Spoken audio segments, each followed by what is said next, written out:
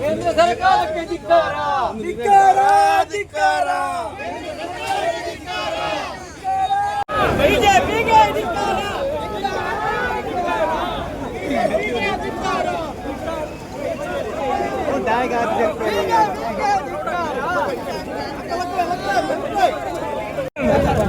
ಒಂಜಿ ಸುಟ್ಟಾಗ್ತದೆ ಸ್ವರೂಪ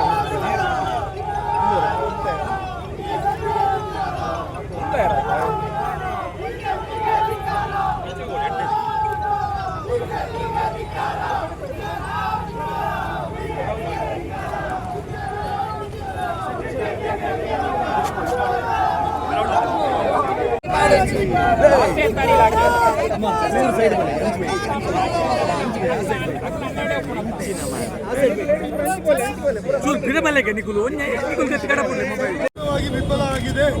ಅದಕ್ಕೋಸ್ಕರ ನಾವು ಇಲ್ಲಿ ಸೇರಿ ಪ್ರತಿಭಟನೆ ಮಾಡಿ ಇಲ್ಲಿಂದ NHI ಕಚೇರಿಗೆ ತೆರಳಿ ಅಲ್ಲಿ ಹೋಗಿ ಆ ಕಚೇರಿಯ ಮುಂದೆ NHI ಕಚೇರಿಯ ಮುಂದೆ ನಾವು ಅದಕ್ಕೆ ಮುತ್ತಿಗೆಯನ್ನು ಹಾಕಲಿದ್ದೇವೆ. ಹಾಗಾಗಿ ನಾನು ನಿಮ್ಮನ್ನು ವಿನಂತಿ ಮಾಡ್ತೇನೆ, ಇಲ್ಲಿ ಸುಮಾರು 2 ಅಥವಾ 3 ಜನ ಮಾತ್ರ ಮಾತಾಡ್ತಾರೆ. ರಾಷ್ಟ್ರೀಯ ಹೆದ್ದಾರಿ ಇವತ್ತು ಮೇಂಟೈನ್ ಮಾಡ್ತಕ್ಕಂಥ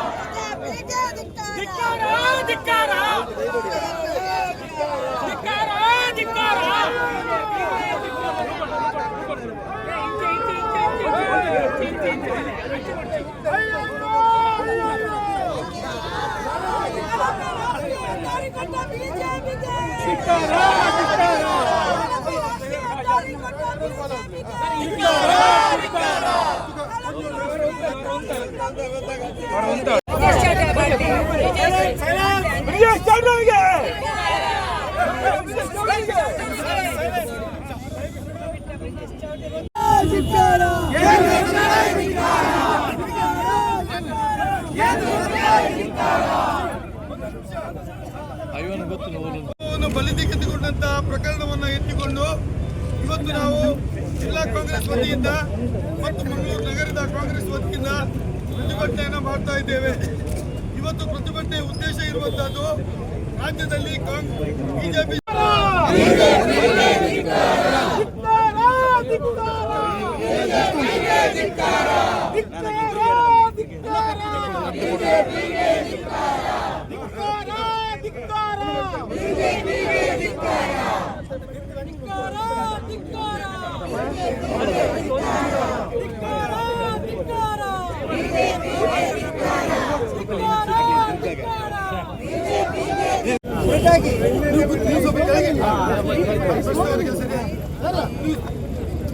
ನೀವು ಸ್ವಲ್ಪ ಆಚೆ ಹೋಗಿ ಇನ್ನಕ್ಕೆ ಹೋಗಿ.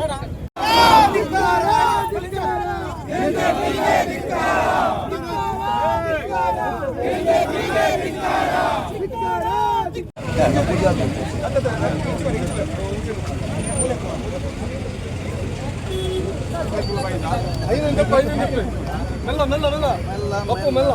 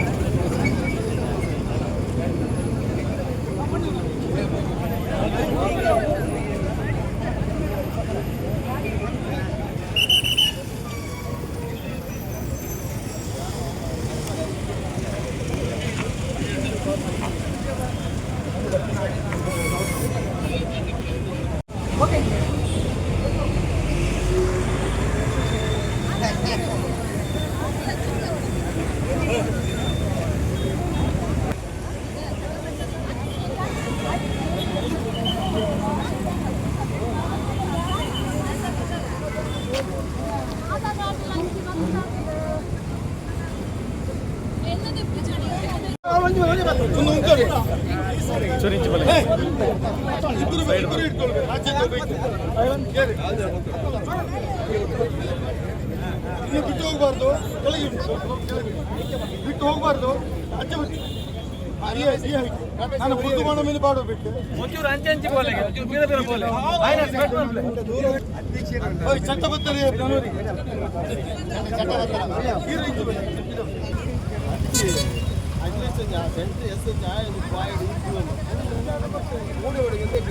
ಜಿಲ್ಲಾ ಕಾರಾಗಾರ ಕುಡಿದು ಬರ್ರೆ ಎಸಿ ಪ್ರಬಂಧ ಸ್ಟೇಷನಲ್ಲಿ ಜಿಲ್ಲಾ ಕಾರಾಗಾರಕ್ಕೆ ಬಿಟ್ಟು ಬರಲಿಕ್ಕೆ ಆ ದೇಶದವರು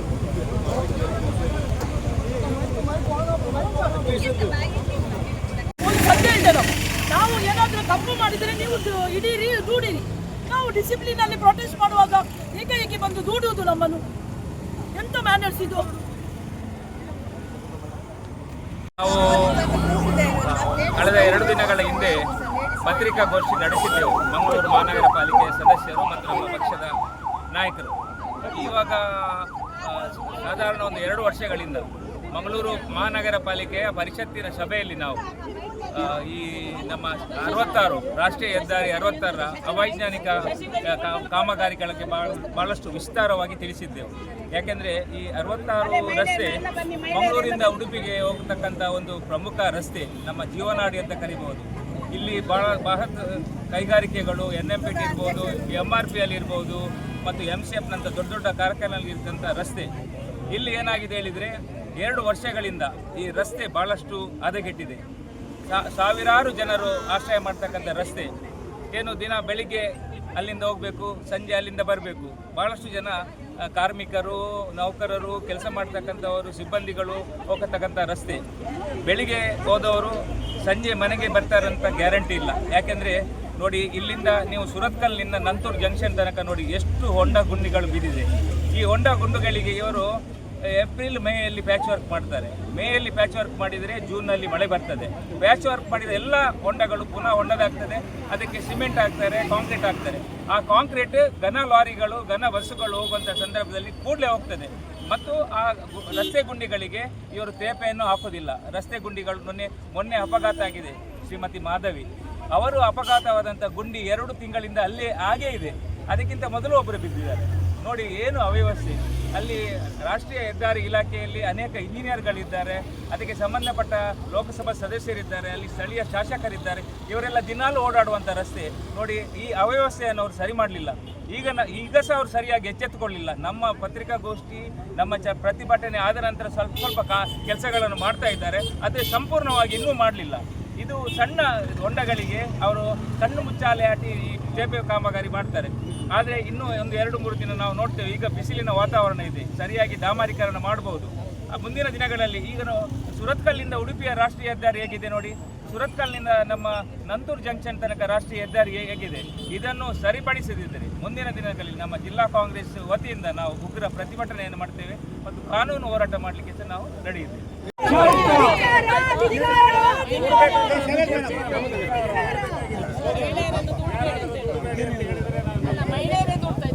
ಕಲ್ಲುಗಳಿಂದ ಬೀಳುವ ಹೈವೇ.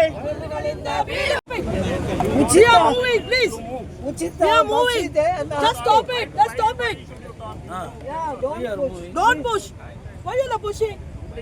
Then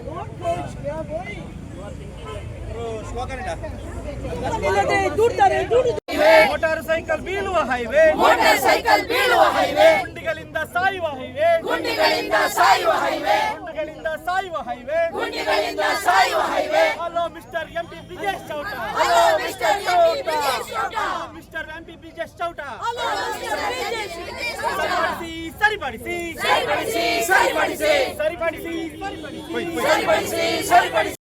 ಇವತ್ತು ದಕ್ಷಿಣ ಕನ್ನಡ ಜಿಲ್ಲಾ ಕಾಂಗ್ರೆಸ್ ವತಿಯಿಂದ ಇವತ್ತು ಈ ಜಿಲ್ಲೆಯ ರಾಷ್ಟ್ರೀಯ ಹೆದ್ದಾರಿಗಳ ಕಳಪೆ ನಿರ್ವಹಣೆ, ಇದರ ನಿರ್ವಹಣೆ ರಾಷ್ಟ್ರೀಯ ಹೆದ್ದಾರಿ ಪ್ರಾಧಿಕಾರ, ಅದು ಕೇಂದ್ರ ಸರ್ಕಾರದ ಅಡಿಯಲ್ಲಿ ಬರುವಂಥದ್ದು. ನೀವು ಯಾವ ರೀತಿಯಲ್ಲಿ ನಿರ್ವಹಣೆ ಮಾಡ್ತಿದ್ದೀರಿ ಅಂತ ಇವತ್ತು ಈ ಒಂದು ದಕ್ಷಿಣ ಕನ್ನಡ ಇದರಲ್ಲಿ ಬರುವಂಥ ರಾಷ್ಟ್ರೀಯ ಹೆದ್ದಾರಿಗಳನ್ನು ನೋಡಿದರೆ ನಿಮಗೆ ಗೊತ್ತಾಗುತ್ತೆ. ಇವತ್ತು ನಾವು ನಿಮಗೆಲ್ಲರಿಗೂ ಗೊತ್ತಿದೆ, ವಾರ್ತಾಪತ್ರಿಕೆಗಳು, ಮಾಧ್ಯಮಗಳ ಮೂಲಕ, ಸಾಮಾಜಿಕ ಜಾಲತಾಣಗಳಲ್ಲಿ ಕಳೆದ 2-3 ತಿಂಗಳಿನಿಂದ ರಿಪೋರ್ಟ್ಗಳು ಬರ್ತಾನೆ ಇದೆ. ರಸ್ತೆ ಗುಂಡಿಗಳು ಆಗಿದೆ, ಅದರಲ್ಲಿ ಬಿದ್ದು ಅದೆಷ್ಟೋ ಜನರು ಪೆಟ್ಟಾಗಿ ಆಸ್ಪತ್ರೆಯಲ್ಲಿ ಮಲಗಿದ್ದಾರೆ ಅಥವಾ ಮೃತಪಟ್ಟಿರುವಂಥದ್ದು. ಇದರ ಬಗ್ಗೆ ಎಚ್ಚರಿಸ್ತಾ ಬಂದರೂ ಕೂಡ ಇಲ್ಲಿಯ ರಾಷ್ಟ್ರೀಯ ಹೆದ್ದಾರಿಯ ಅಧಿಕಾರಿಗಳಾಗಲಿ, ಹಾಗೆಯೇ ನಮ್ಮನ್ನು ಪ್ರತಿನಿಧಿಸುವಂಥ ನಮ್ಮ ಸಂಸದರಾಗಲಿ, ನಮ್ಮ MLAಗಳಾಗಲಿ ಇದರ ಬಗ್ಗೆ ಅವರಿಗೆ ಕಣ್ಣು ಇದ್ರೂ ಕೂಡ ಕಣ್ಣು ಕಾಣದಾಗೆ ಕುರುಡರಂತಿರುವಂಥದ್ದು. ಬಾಯಿ ಬಂದರೂ ಕೂಡ ಆ ವಿಚಾರದಲ್ಲಿ ಅವರಿಗೆ ಮಾತನಾಡಲಿಕ್ಕೆ ಬಾಯಿ ಬರೋದಿಲ್ಲ. ಬೇರೆ ಹಿಂದೂ, ಮುಸ್ಲಿಂ, ಹಾಗೆ ಪಾಕಿಸ್ತಾನ್ ಇದರ ಬಗ್ಗೆ ಮಾತಾಡಲಿಕ್ಕೆ ಅವರಿಗೆ ಬರುತ್ತೆ. ಅಭಿವೃದ್ಧಿ ಕೆಲಸದ ಬಗ್ಗೆ ಅವರಿಗೆ ಮಾತಾಡಲಿಕ್ಕೆ ಬರೋದು ಇಲ್ಲ. ಆ ಕನಿಷ್ಠ ಕಾಳಜಿಯೂ ಕೂಡ ಅವರಲ್ಲಿ ಇಲ್ಲದಿರುವಂಥದ್ದು. ಇವತ್ತು ನಾವು ಮೊನ್ನೆ ದಿವಸ ನಾವು ನೋಡ್ತಿದ್ದೇವೆ, 2 ದಿವಸದ ಹಿಂದೆ ಒಬ್ಬರು ಮಹಿಳೆ ಮಾಧವಿ ಅನ್ನುವರು AJ ಆಸ್ಪತ್ರೆಯ ಸಿಬ್ಬಂದಿ, ಪಾಪ ಅವರು ಅವರ ಮನೆಯಿಂದ ಅವರ ಡ್ಯೂಟಿಗಾಗಿ ಬರ್ತಾ ಇರಬೇಕಾದ್ರೆ ಕೂಳೂರಿನ ಬಳಿ ಆ ರಸ್ತೆಯಲ್ಲಿ ಬಿದ್ದಿರುವಂಥ ಗುಂಡಿಯನ್ನು ತಪ್ಪಿಸುವ ಸಲುವಾಗಿ ಪ್ರಯತ್ನ ಮಾಡುವಾಗ ಅವರು ರಸ್ತೆಗೆ ಬಿದ್ದು ಅವರ ಮೇಲೆ ಒಂದು ಲಾರಿ ಹರಿದು ಅವರ ದೇಹ ಛಿದ್ರಗೊಂಡಿರುವಂಥದ್ದು. ಬಹುಶಃ ಇದರ ಶಾಪ ಇದೆಲ್ಲ. ಇದನ್ನು ಯಾರು ಈ ಕಳಪೆ ನಿರ್ವಹಣೆಗೆ ಕಾರಣರಾಗಿದ್ದಾರೆ ಇವ್ರಿಗೆ ಎಲ್ರಿಗೂ ತಟ್ಟುತ್ತೆ ಅನ್ನುವಂಥ ಮಾತನ್ನು ಹೇಳ್ತಿದ್ದೇನೆ.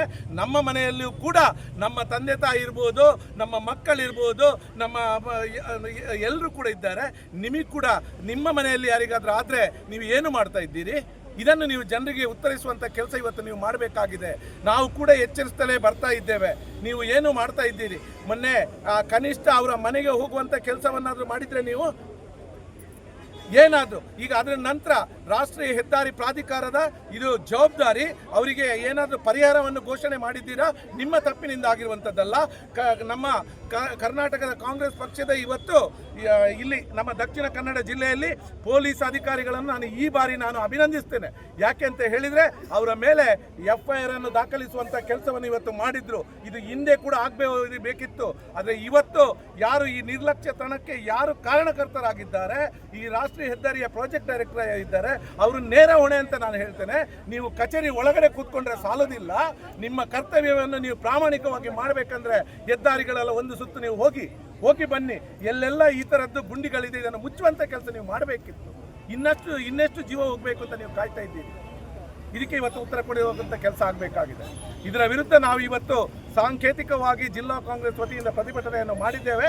ಮುಂದಿನ ದಿವಸಗಳಲ್ಲಿ ಇದನ್ನು ಸರಿಪಡಿಸುವಂಥ ಕೆಲಸ ಆಗಲಿಲ್ಲ ಅಂದರೆ ಖಂಡಿತವಾಗ್ಲೂ ನಮ್ಮ ಉಗ್ರ ಪ್ರತಿಭಟನೆ ನಾವು ಮಾಡಿಯೇ ಮಾಡ್ತೇವೆ. ಇದಕ್ಕೆ ಬೇಕಾದಂಥ ಕ್ರಮವನ್ನು ನಾವು ತೆಗೆದುಕೊಳ್ತೇವೆ ಅನ್ನೋಂಥ ಮಾತನ್ನು ಹೇಳಲಿಕ್ಕೆ ಇಚ್ಛಿಸ್ತೇವೆ. ಪರಿಹಾರ ಆಗ್ರಹ ಎಂತ?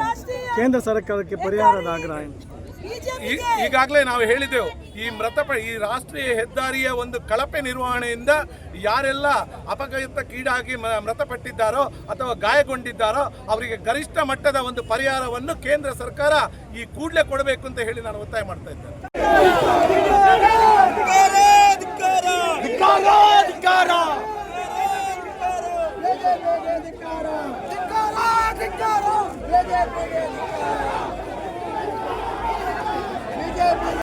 ದಕ್ಷಿಣ ಕನ್ನಡ ಜಿಲ್ಲೆಯಲ್ಲಿ ಎಲ್ಲೆಲ್ಲಿ ರಾಷ್ಟ್ರೀಯ ಹೆದ್ದಾರಿಗಳು ಹಾದು ಹೋಗ್ತವೆ ಅಲ್ಲಿ ಸುಮಾರು 120 ಜನ ಇವತ್ತು ಮೃತರಾಗಿದ್ದಾರೆ. 120 ಅಮಾಯಕರ ಜೀವ ಇವತ್ತು ಕಳೆದುಕೊಂಡಿದ್ದೇವೆ. ಈ 120 ಜೀವಗಳು ಕೂಡ ಅಮೂಲ್ಯವಾಗಿರ್ತಕ್ಕಂಥದ್ದು. ಇದಕ್ಕೆ ಕೇಂದ್ರದ ಎಂಪಿಗಳು ಮತ್ತು ಕೇಂದ್ರ ಸರ್ಕಾರ ನೇರ ಹೊಣೆಯಾಗಿದೆ. ಅವರ ಮೇಲೆ ಕೂಡಲೇ ಕ್ರಿಮಿನಲ್ ಮೊಕದ್ದಮೆ ಹೂಡಬೇಕು. 120 ಕುಟುಂಬಗಳಿಗೂ 1 ಕೋಟಿಯಂತೆ ಹಣವನ್ನು ಬಿಡುಗಡೆ ಮಾಡಬೇಕು. ರಾಷ್ಟ್ರೀಯ ಹೆದ್ದಾರಿ ಇವತ್ತು ಅವೈಜ್ಞಾನಿಕವಾಗಿ ಮಾಡಲಾಗಿದೆ. ಎಲ್ಲಿ ಹೋದರೂ ರಾಷ್ಟ್ರೀಯ ಹೆದ್ದಾರಿಯಲ್ಲಿ ನೀರು ತುಂಬಿದೆ. ನಮ್ಮ ಏಜ್ ಆಸ್ಪತ್ರೆ ಹತ್ರ ಹೋದರೆ ಅಲ್ಲಿ ರಸ್ತೆಯಲ್ಲಿ ನೀರು, ಇಲ್ಲಿ ಪಂಪೆಯಲ್ಲಿ ಬಂದರೆ ರಸ್ತೆಯಲ್ಲಿ ನೀರು, ಅದಕ್ಕಿಂತ ಮುಂದೆ ಮಾಲೆಮಾರಿಗೆ ಹೋದರೆ ಅಲ್ಲಿ ರಸ್ತೆಯಲ್ಲಿ ನೀರು, ಅಲ್ಲಿ ಕೊಟ್ಟಾರ ಚೌಕಿಗೆ ಹೋದರೆ ಅಲ್ಲಿ ರಸ್ತೆಯಲ್ಲಿ ನೀರು, ಪಣಂಬೂರಿಗೆ ಹೋದರೆ ಅಲ್ಲಿ ನೀರು, ಮುಕ್ಕಕ್ಕೆ ಹೋದರೆ ಅಲ್ಲಿ ನೀರು, ಎಲ್ಲ ಕಡೆ ಹೊಂಡಮಯ ಆಗಿದೆ. ಸುರತ್ಕಲ್ವರೆಗೆ ಹೊಂಡಮಯ. ಈ ರಸ್ತೆಗಳ ಏನು ಕ್ವಾಲಿಟಿ ಇದೆ, ಅವೈಜ್ಞಾನಿಕವಾಗಿ ರಚನೆ ಮಾಡಿದ್ದಾರೆ. ಅದನ್ನ ಕೂಡಲೇ ತನಿಖೆ ಒಳಪಡಿಸಬೇಕು. ಯಾಕಾಗಿ ರಾಷ್ಟ್ರೀಯ ಹೆದ್ದಾರಿ ಅವೈಜ್ಞಾನಿಕವಾಗಿ ನಿರ್ಮಾಣ ಮಾಡಿದೆ? ಆಕ್ಸಿಡೆಂಟ್ಗಳಿಗೆ ಒಂದು ದೊಡ್ಡ ಕೂಪವಾಗಿ ಪರಿಣಮಿಸಿದೆ. ನಮ್ದು ಪಂಪೆಲಲ್ಲಿ ಇಂದಿನ ಸಂಸದರು ನಳಿನಿ ಕುಮಾರ್ ಕಟೀಲ್ ಅವರು ಪಂಪೆಲ್ ಬಲೆ ಅಂತ ಹೇಳಿದ್ರು. ಮಳೆಗಾಲದಲ್ಲಿ ಅಲ್ಲಿ ಹೋಗ್ಲಿಕ್ಕೆ ಬರೋದಿಲ್ಲ. ಅಲ್ಲಿ ಏಜ್ ಆಸ್ಪತ್ರೆ ಹತ್ರ ಹೋದರೆ ನೀರು ತಾಗಿ ಎಷ್ಟೋ ಜನ ಸತ್ತಿದ್ದಾರೆ, ಎಷ್ಟೋ ಜನ ತೊಂದರೆಗೀಡಾಗಿದ್ದಾರೆ. ಇದನ್ನೆಲ್ಲವನ್ನ ನಾವು ತೀವ್ರವಾಗಿ ಖಂಡನೆ ಮಾಡ್ತಾ ಇದ್ದೇವೆ. ರಾಷ್ಟ್ರೀಯ ಹೆದ್ದಾರಿಯನ್ನ ಮೇಂಟೈನ್ ಮಾಡ್ತಕ್ಕಂಥ ಜವಾಬ್ದಾರಿ, ಸರ್ವಿಸ್ ರಸ್ತೆಗಳನ್ನ ಮಾಡುವಂತಹ ಜವಾಬ್ದಾರಿ ಇದು ರಾಷ್ಟ್ರೀಯ ಹೆದ್ದಾರಿ ಪ್ರಾಧಿಕಾರಕ್ಕೆ ಸೇರ್ತಕ್ಕಂಥದ್ದು. ಹಾಗಾಗಿ ನಾವು ಇವತ್ತು ಈ ಬಿಸಿಲಿಗೆ, ಸುಡು ಬಿಸಿಲಿಗೆ ಈ ಒಂದು ಹೆಣವನ್ನು ಹೊತ್ತು ಇವತ್ತು ನಡೆದುಕೊಂಡು ಬಂದಿದ್ದೇವೆ. ನಮ್ಮಲ್ಲಿ ಇರುವಂತಹ ಜೀವಗಳು, ಮೊನ್ನೆ ಏಜ್ ಆಸ್ಪತ್ರೆಯ ಒಂದು ಮಹಿಳೆ ಮಾಧವಿ ಅವರು ಗುರಿಗೆ ಬಿದ್ದು ಅವರ ಮೇಲೆ ಒಂದು ವೆಹಿಕಲ್ ಹೋಗ್ತದೆ. ಎಷ್ಟು ಒಂದು ಮಾನವೀಯತೆ, ಎಷ್ಟು ಒಂದು ತೊಂದರೆ, ಎಷ್ಟು ಒಂದು ಅಮಾನವೀಯವಾದ ಕೃತ್ಯ. ಇದಕ್ಕೆ ಸಂಸದರು ಬ್ರಿಜೇಶ್ ಠಾಕೂರ್ ಅವರು ಏನ್ ಹೇಳ್ತಾರೆ, ವೇದವಾಸ್ ಕಾಮತ್ ಅವರು ಏನ್ ಹೇಳ್ತಾರೆ, ಭರತ್ ಶೆಟ್ಟಿ ಅವರು ಏನ್ ಹೇಳ್ತಾರೆ, ಅದರ ಬದಿಗೆ ರಾಜೇಶ್ ನಾಯ್ಕ್ ಅವರು ಏನ್ ಹೇಳ್ತಾರೆ ಅಂತ ಉತ್ತರ ಕೊಡಬೇಕು. ಈ ಸಾವುಗಳು ಏನಾಗಿದ್ದಾವೆ, ಈ ಆಕ್ಸಿಡೆಂಟ್ ಏನಾಗಿದ್ದಾವೆ, ಇದಕ್ಕೆ ಬಿಜೆಪಿ ಕೇಂದ್ರದ ಸರ್ಕಾರ ನೇರ ಹೊಣೆ ಅಂತ ಹೇಳೋದನ್ನ ಈ ಸಂದರ್ಭದಲ್ಲಿ ಹೇಳ್ತೇವೆ. 24%, 28% GST ಮೂಲಕ ದುಡ್ಡನ್ನು ವಸೂಲು ಮಾಡ್ತೀರಿ. ಆ ದುಡ್ಡು ಎಲ್ಲಿ ಓಡ್ತಿದೆ? ಟೋಲನ್ನು ಹಾಕಿ ದುಡ್ಡನ್ನು ವಸೂಲು ಮಾಡ್ತೀರಿ. ಆ ದುಡ್ಡು ಇವತ್ತು ಬಳಕೆ ಆಗ್ತಾ ಇಲ್ಲ. ಕೇಂದ್ರ ಸರ್ಕಾರದ ರಸ್ತೆಗಳು ನಿರ್ಮಾಣ ಆಗ್ತಾ ಇಲ್ಲ ಅಂತ ಹೇಳ್ತಾ ಇದ್ದೇವೆ. ನಿಮ್ಗೆಲ್ರಿಗೂ ಈ ಒಂದು ರಸ್ತೆಯನ್ನು ನಿರ್ಮಾಣ ಮಾಡದಿದ್ರೆ ನಮ್ಮ ಹೋರಾಟ ಮುಂದಕ್ಕೂ ನಡೀತದೆ ಅಂತ ಹೇಳೋದನ್ನ ಈ ಸಂದರ್ಭದಲ್ಲಿ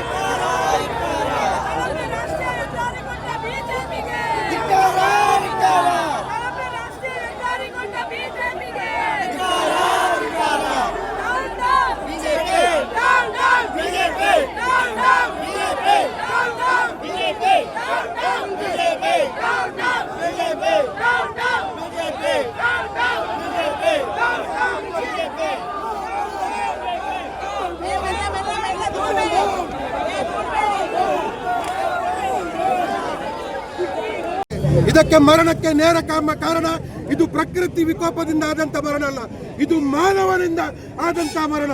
ಇದು ಮಾನವನ ಏನು ಈ ಕಳಪೆ ಕಾಮಗಾರಿಯಿಂದ, ಭ್ರಷ್ಟಾಚಾರದಿಂದ, ರಾಷ್ಟ್ರೀಯ ಹೆದ್ದಾರಿಯಲ್ಲಿ ನಡೆಯುವಂತ ಭ್ರಷ್ಟಾಚಾರದಿಂದ ಆದಂತ ಮರಣ.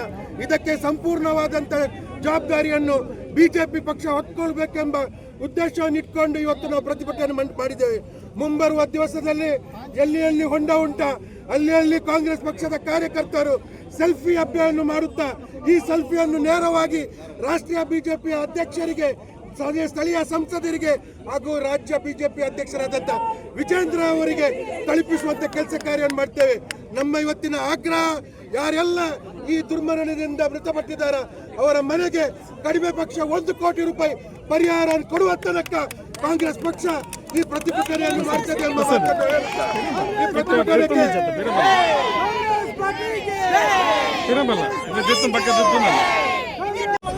ಬಿಜೆಪಿ ಸರ್ಕಾರಕ್ಕೆ, ಚೌಟರವರಿಗೆ, ಗಡ್ಕರಿಯವರಿಗೆ, ಸರ್ಕಾರಕ್ಕೆ